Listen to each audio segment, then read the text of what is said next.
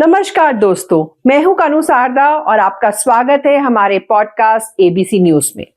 आज हम बात करने वाले हैं असम की राजनीति में बढ़ते सियासी तनाव और कांग्रेस की नई रणनीति की। असम में कांग्रेस ने 2025 विधानसभा चुनाव से पहले बीजेपी को कड़ी चुनौती देने की ठान ली है।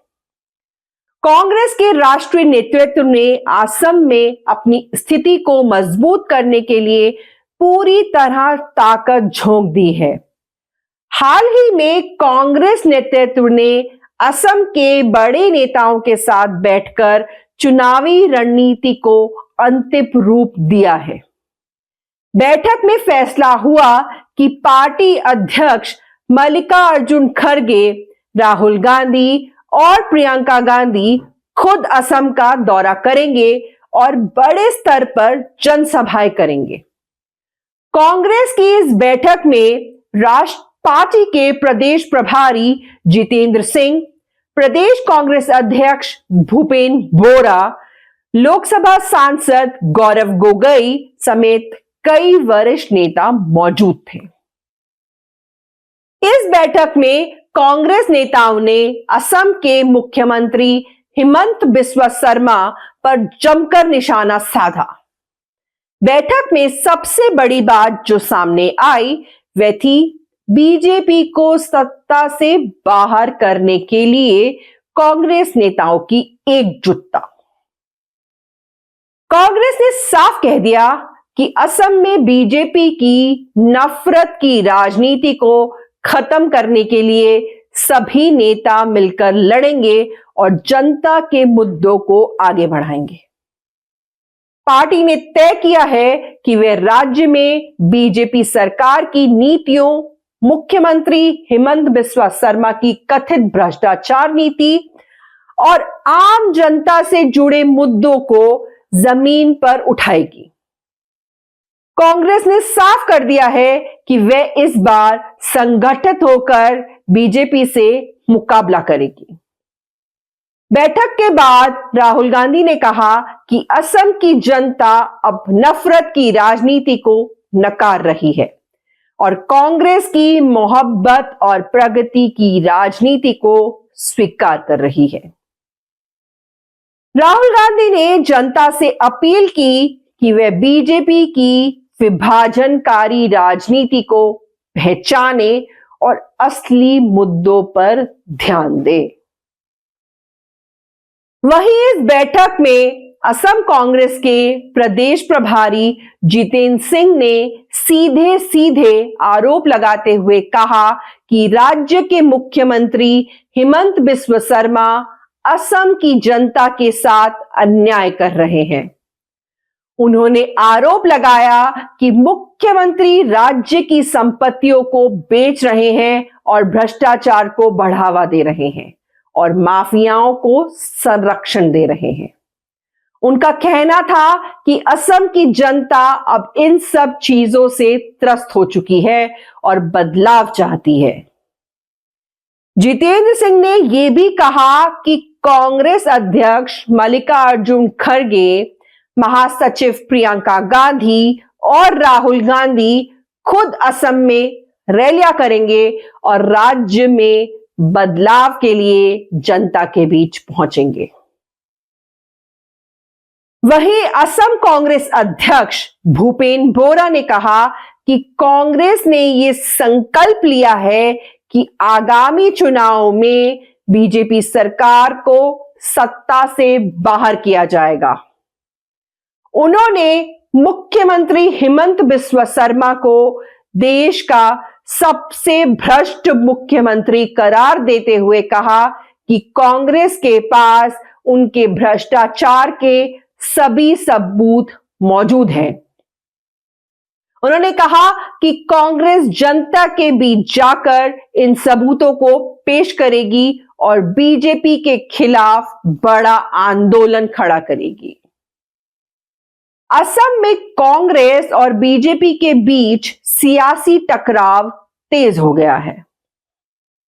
कांग्रेस ने बीजेपी सरकार और मुख्यमंत्री हिमंत बिस्वा शर्मा पर भ्रष्टाचार के गंभीर आरोप लगाए हैं। वहीं दूसरी तरफ बीजेपी ने कांग्रेस सांसद गौरव गोगोई की पत्नी पर पाकिस्तान की खुफिया एजेंसी आईएसआई से संबंध रखने का आरोप लगाया था। इस आरोप को कांग्रेस ने पूरी तरह से झूठा और हास्यास्पद बताया है। अब कांग्रेस ने तय किया है कि वे राज्य के जमीनी मुद्दों को राष्ट्रीय स्तर पर भी उठाएगी ताकि बीजेपी सरकार की असलियत पूरे देश के सामने लाई जा सके। असम में अब कांग्रेस बनाम बीजेपी की लड़ाई और तेज हो गई है। कांग्रेस ने यह भी ऐलान किया है कि वे असम के चाय बागानों, वहां के मजदूरों की समस्याओं, बेरोजगारी, कानून व्यवस्था और अन्य जमीनी मुद्दों को लेकर सरकार को घेरने वाली है। हाल ही में कांग्रेस ने गुवाहाटी और दिल्ली में प्रेस कॉन्फ्रेंस करके असम की बीजेपी सरकार की नाकामियां को उजागर करने का फैसला लिया। पार्टी के तमाम बड़े नेताओं का कहना है कि असम में कानून व्यवस्था बिगड़ चुकी है, बेरोजगारी बढ़ रही है और सरकार सिर्फ अपनी राजनीति चमकाने में लगी हुई है। वहीं चुनाव से पहले ही कांग्रेस ने असम में अपनी राजनीतिक स्थिति को मजबूत करने के लिए बड़े स्तर पर संगठन निर्माण का काम शुरू कर दिया है। पार्टी ने बूथ मंडल और जिला स्तर तक अपने संगठन को मजबूत किया है और आने वाले निकाय चुनावों को देखते हुए अपनी रणनीति को धार देने का काम कर रही है। तो यहां कांग्रेस एक बहुत ही मजबूत रणनीति के साथ आगे बढ़ती हुई दिख रही है। कांग्रेस का मानना है कि निकाय चुनाव के नतीजे ही ये तय करेंगे कि विधानसभा चुनाव में पार्टी कहां खड़ी है। असम के सीएम हिमंत बिस्वा शर्मा को घेरने के लिए इस बार कांग्रेस ने चाय बागानों में काम करने वाले मजदूरों और जनजातीय समुदाय को साधने की रणनीति बनाई है। कांग्रेस का मानना है कि बीते कुछ वर्षों में इन समुदायों में पार्टी की पकड़ कमजोर हुई है, जिसे अब दोबारा मजबूत करने की जरूरत है। कांग्रेस का कहना है कि चाय बागानों के मजदूरों की समस्याओं को वह खुलकर उठाएगी, उनके अधिकारों के लिए लड़ेगी और उनके न्यूनतम वेतन की मांग को प्रमुख चुनावी मुद्दा बनाएगी। इसी तरह बीजेपी ने असम के जनजातीय समुदायों को एसटी यानी कि अनुसूचित जनजाति दर्जा देने का वादा किया था, लेकिन वह अब तक इस वादे को पूरा नहीं कर पाई है। कांग्रेस को लगता है कि सरकार की इस विफलता के कारण जनजातीय समुदाय में असंतोष बढ़ रहा है और पार्टी इसे अपने पक्ष में कर सकती है। वहीं कांग्रेस ने बीजेपी पर बड़ा आरोप लगाते हुए कहा कि असम की सरकार भ्रष्टाचार के मामलों में पूरी तरह फंसी हुई है। कांग्रेस ने यह भी दावा किया है कि बीजेपी सरकार लोगों के मूलभूत मुद्दों को लेकर नजरअंदाज करती आ रही है और सिर्फ हिंदू मुस्लिम राजनीति ही कर रही है।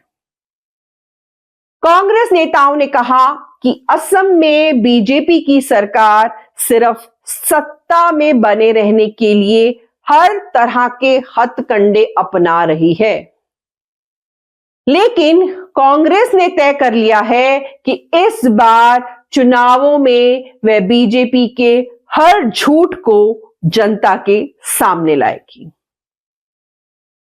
वहीं बीजेपी ने कांग्रेस के इन आरोपों को खारिज करते हुए कहा कि कांग्रेस खुद बुरी हालत में है और वह अपनी हार को छिपाने के लिए बीजेपी पर झूठे आरोप लगा रही है। असम के मुख्यमंत्री हिमंत बिस्व शर्मा ने कहा कि कांग्रेस अब पुरानी हो चुकी है और जनता उसे स्वीकार नहीं करेगी। बीजेपी ने यह भी आरोप लगाया कि कांग्रेस असम में मुस्लिम वोट बैंक की राजनीति कर रही है और उसने असम के हिंदू समुदायों की उपेक्षा की है। बीजेपी नेताओं का कहना है कि असम की जनता अब कांग्रेस पर भरोसा नहीं करेगी और बीजेपी ही फिर से सरकार बनाएगी। वहीं असम में गठबंधन को लेकर कांग्रेस ने अपने पत्ते अभी तक नहीं खोले हैं। सूत्रों का कहना है कि अगले साल होने वाले असम चुनाव को देखते हुए कांग्रेस समान विचारधारा वाले दलों से गठबंधन की संभावना तलाश रही है। कांग्रेस की कोशिश है कि वे लेफ्ट पार्टियों और कुछ अन्य क्षेत्रीय दलों को अपने साथ जोड़े ताकि बीजेपी के खिलाफ एक मजबूत मोर्चा खड़ा किया जा सके। हालांकि कांग्रेस ने यह भी साफ कर दिया है कि वह इस बार AIUDF के साथ गठबंधन नहीं करेगी। पार्टी का मानना है कि अगर AIUDF के साथ गठबंधन किया तो बीजेपी ध्रुवीकरण की राजनीति को हवा देगी, जिससे कांग्रेस को नुकसान हो सकता है। वहीं असम में कांग्रेस की सक्रियता ने बीजेपी की चिंता बढ़ा दी है। हालांकि बीजेपी अभी भी राज्य में मजबूत स्थिति में है, लेकिन कांग्रेस का बूथ स्तर तक संगठन को मजबूत करना और जनता के बीच जाकर मुद्दे उठाना बीजेपी के लिए नई चुनौती बन सकता है। अगर कांग्रेस चाय बागानों के मजदूरों, जनजातीय समुदायों और युवाओं को अपने पक्ष में कर लेती है तो वह बीजेपी के लिए बड़ी मुश्किल खड़ी कर सकता है। असम की राजनीति में अगले कुछ महीनों में बड़ा बदलाव देखने को मिल सकता है। कांग्रेस पूरी ताकत के साथ बीजेपी के खिलाफ मैदान में उतर चुकी है और हिमंत बिस्व शर्मा सरकार को घेरने की पूरी तैयारी कर रही है। आने वाले दिनों में कांग्रेस के बड़े नेता असम का दौरा करेंगे, रैलियां करेंगे और जनता के बीच बीजेपी सरकार की नाकामियों को गिनाएंगे। अब यह देखना दिलचस्प होगा कि बीजेपी इस चुनौती का कैसे जवाब देती है और आगामी चुनाव में क्या समीकरण बनते हैं और क्या वे बीजेपी से सत्ता छीनने में सफल होगी या नहीं। आपकी इस पर क्या राय है? क्या आपको लगता है कि असम में कांग्रेस की वापसी हो सकती है या बीजेपी फिर से सरकार बनाएगी?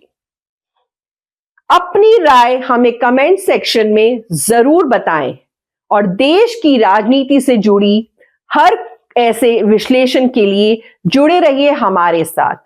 अगर आपको ये वीडियो पसंद आया हो तो इसे लाइक करें, शेयर करें और हमारे चैनल को सब्सक्राइब करें। मिलते हैं ऐसे ही राजनीतिक विश्लेषण के साथ अगली खबर तक। तब तक के लिए नमस्कार। ABC हिंदी न्यूज, आज ही जुड़िए हर खबर के साथ